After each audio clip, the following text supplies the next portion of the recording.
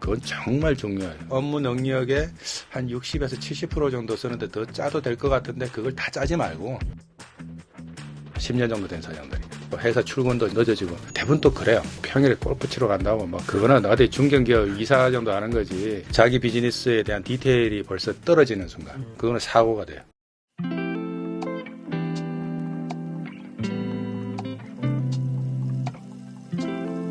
저는 중국과 한국에서 그 중국 법인 헤닉스와 한국 법인 유니텍스를 운영하고 있는 강덕후라고 합니다. 오래된 얘기 같지만 저희가 대학 다닐 때만 하더라도 우리 여자 학우들이 이렇게 가슴 라인을 드러내는 옷을 못 입었었어요. 지금 보면 아무것도 아닌데 그 당시에 가감한 옷들이 나오기 시작하고 저거에 들어가는 소재는 이제 앞으로 돈이 되겠다 싶었죠. 예. 니트 원단이 그 당시만 하더라도 되게 열악했거든요. 생산도 열악했었고 거기에 종사자들의 처우도 열악했었고 대졸 직원이 니트 원단 한다 그러는 그거가 없었어요. 제가 뭐 이런 얘기하지만 학교가 이제 고려대를 나와가지고 약간 좀 또라이 취급 당하면서 일을 배웠었어요. 2002년 가을에 뉴욕 입회 전시회를 갔는데 중국관이 있었어요. 그때 제가 마침 생산하고 있는 그 원단과 거의 동일한 원단을 한 업체가 원단을 많이 가져와서 전시를 하고 있더라고요. 궁금하잖아요. 저희 같은 이제 업종에 있는 사람들은 이렇게 쭉 원단만 보면 뭐가 문제고 어떤 문제에서 불량이 생기는지 대충 안단 말이에요. 그 원단을 보니까 원단이 너무 깨끗해요. 가격이 얼마냐? 한국에서 생산되는 원가의 반 가격인 거예요. 이렇게 싸게 만들 수 있다고? 이게 한국이라는 생산 그라운드가 앞으로 10년 안에 무너질 수도 있지 않을까? 그럴 바에는 차라리 한국과 중국을 넘나들면서 내가 비즈니스 생산 기지를 같이 가져가는 게 좋겠다는 생각이 들었어요. 그러고 난 다음에 2002년 월드컵이 끝나고 비즈니스를 시작했죠. 매출은 한 한국 돈으로 하면 80억에서 100억 정도 돼요. 달러로 하면 한 800만 불 정도. 지금은 사실 되게 좀 안정적이고 어떻게 보면 제가 좀 제 스스로 좀 채찍질을 좀 해야 되는데 비즈니스가 되게 루틴해졌어요. 비즈니스가 좀 오래될수록 약간 현실 안주적인 그런 게 좀 있어요. 좀 더 새로운 좀 시도를 좀 해보고 싶어요. 저도. 네. 제 나이 또래 보면 이제 직장 생활을 몇 년 더 하고 어떻게 은퇴해야 되고 이런 얘기가 많아요. 몇 년만 더 버텨. 글쎄 인생이 버티는 걸로 우리가 태어난 건 아니잖아요. 1년 1년의 어떤 삶이 얼마나 소중한데 그거를 굳이 뭐 버텨가지고 경제적 안정 약간의 몇 년 정도 유지하는 게 그렇게까지 중요할까? 내가 내 마음대로 내 의지대로 궁극적으로는 자기 삶의 완성을 위해서는 한번 해볼 만한 도전이다. 저는 그렇게 생각해요.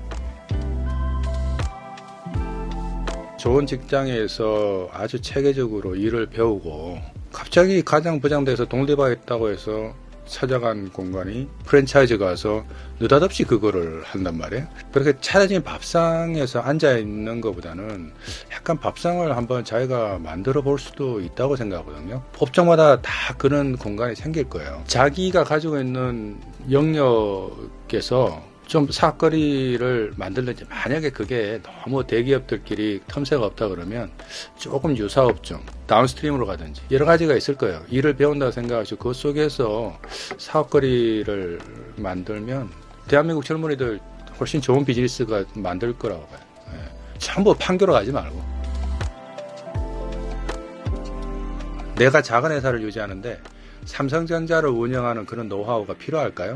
현실적으로 우리한테 와닿지가 않아요. 그래서 항상 제가 강조하는 게 너무 전문가들 얘기, 너무 뭐 대단한 사람 얘기보다도 우리 같은 주변에 있는 주변인들의 삶은 내가 본 거를 믿자는 거지. 내가 밟고 있는 이 자리에서 내가 하고 있는 비즈니스에 좀 시작과 끝도 좀 가늠해 보시고 그러면서 현실적으로 내가 어디까지 갈 수 있는지 좀 파악하는 게 좋겠어요. 개인적으로는 아껴야 돼요. 헛새 부르지 말고 뭐 좀 아끼고 살아야지 당연히. 근데 내가 한 회사의 수장으로서 경제 활동을 하고 영업을 통해 가지고 이익을 창출할 때는 그렇게 돈 아껴서는 안 돼요. 계산기 두드려 가지고 내가 얼마 남는다 이런 생각을 하면 그거는 사고가 돼요. 나를 믿고 오다를 주고 뭔가 기회를 막 물살이 몰려오잖아요. 나한테 주어지는 가장 중요한 거는 이 미션의 완성인 거지. 미션의 완성에 중요하게 들어가는 비용을 아껴서는 안 되는 거예요. 실제 이번 일을 우리가 처리를 못하면 가장 용역비가 비싼 데다가 일을 외주를 줄 수도 있는 거고, 그리고 우리 직원도 실수하지 않게끔 최대한 더 배려를 해줘야 되고, 그러면서 같이 크고 같이 성장하는 거 아니겠어요? 대부분 사람들이 하루에 취업 사이트 클릭하는 그게 나와 있더라고. 자코리아에서 데이터를 뽑아낸 게 있는데, 좋은 직장이든 뭐 나쁜 직장이든 연봉이 아주 높든 낮든, 이게 직장인은 좀 도피처가 필요하죠, 사실은. 나가겠다는 네 선택이 아닌 이상 내가 최선을 다해서 이 조직을 유지할 거라고 하는 희망의 메시지를 자꾸 전달해 줘도 나가는데, 타박 주고 이런 건 하지 말라, 이런 얘기죠. 똑똑한 직원 한두 명이 훨씬 더 많은 일을 해내는 경우가 많죠. 그런데 업무 능력이 아주 뛰어나고 뭔가 좀 빠른 이 친구들은 그렇게 조직에 오래 못 있어요. 통상적으로 우리가 뭐 반도체를 만들고 뭐 AI를 만들고 이런 일이 아니잖아요. 빨리 배우고 막 빨리 적용하고 이런 친구들이 대단해 보이는 것 같아도 한두 명의 좌지우지되는 그런 조직도 그렇게 좋은 건 아니에요. 여기 이강인 보세요. 축구 이강인.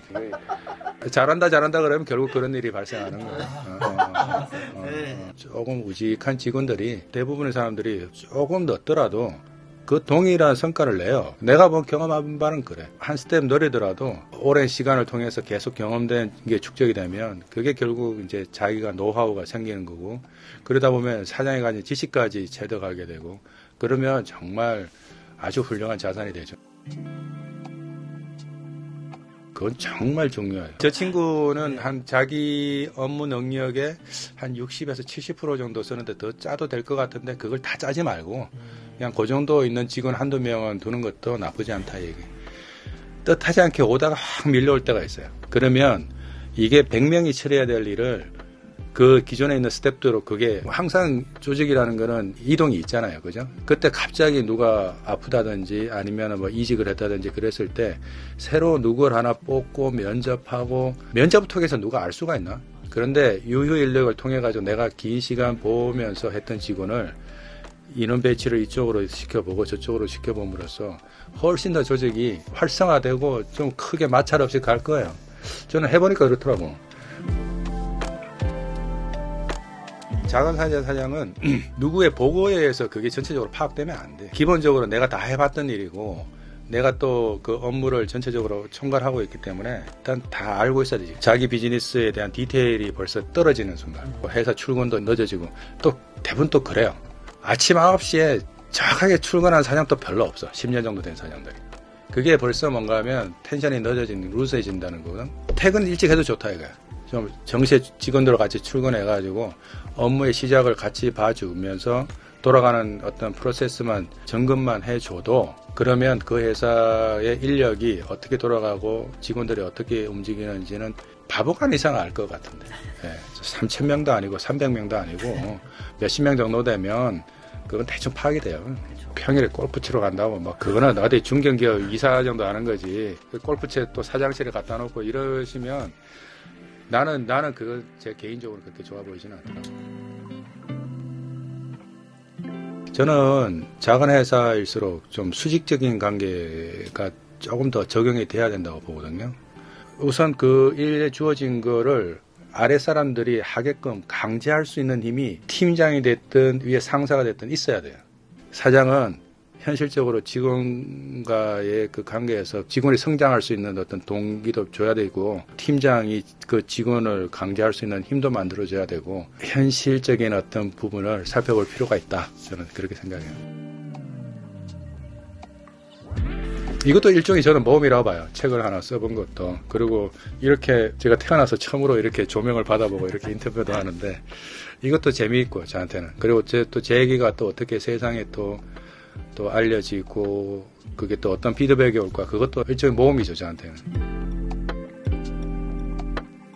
아주 범위를 크게 넓히면 이 책은 먹고 사는 문제에 관한 인문학적 고찰에 가깝기 때문에 모든 사람들이 한번 읽어보실 만하고 이해하실 만한 책이기도 하고, 그리고 좀 좁게 보자면 사업을 시작하시려고 막 하시는 분들한테 큰 동기부여가 될 것 같고, 이미 사업을 하시면서 어렵거나 성공을 했거나 아니면 좀 건태에 빠지신 분들은 이 책을 통해서 나 혼자 겪는 문제가 아니라는 거를 통해가지고 좀 힐링할 수 있는 책이 됐으면 좋겠어요. 예. 하여튼 그러면 모든 사람이 다 보면 좋겠죠. 이제는 나도 내가 주변에 얘기가 할 때가 되지 않았나 이런 생각이 좀 들더라고. 비록 내가 작은 회사를 운영하지만 충분히 세상 사람들한테 얘기할 수도 있는 나의 위치일 수도 있어. 이제는 그거를 근거로 한번 얘기를 해보고 싶은데 그런 기회가 아까 강연인 것 같아. 또 아주 재밌는 모험이 어드벤처지. 예.